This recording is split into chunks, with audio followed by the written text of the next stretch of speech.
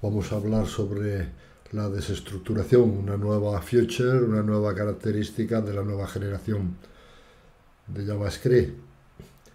La desestructuración consiste en extraer elementos de un array o propiedades de un objeto y almacenarlo en variables, de una forma muy fácil.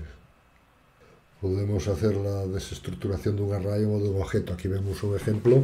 Tenemos un array con dos elementos hello max y en el lado izquierdo vemos que entre corchetes tenemos dos variables a y b. Y así, si hacemos el log de estas variables, vemos lo que se está consiguiendo obtener el valor de los dos elementos del array hello y max. Esto es la desestructuración de un array, los elementos. En el caso de los objetos, aquí vemos un ejemplo.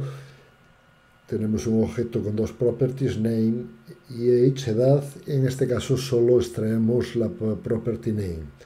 Realizamos un log de name y obtenemos el valor, pero sin embargo no podemos hacer log de la edad de age porque no se ha extraído este valor en una variable. Por eso nos da como resultado un define. Bueno, vamos a ver esto en JSBin. Cómo funciona. Creamos primeramente un array.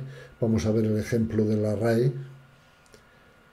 Constante numbers, tres valores, 1, 2, 3.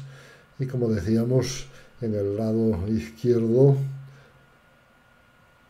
definimos dos nombres de variable, num1, num2, y realizamos la desestructuración del array y vemos cómo estas variables almacenan el valor del primer y segundo elemento.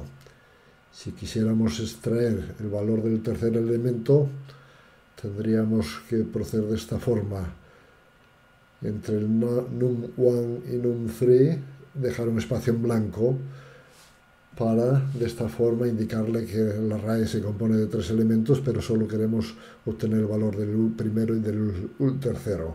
Aquí vemos que está funcionando correctamente.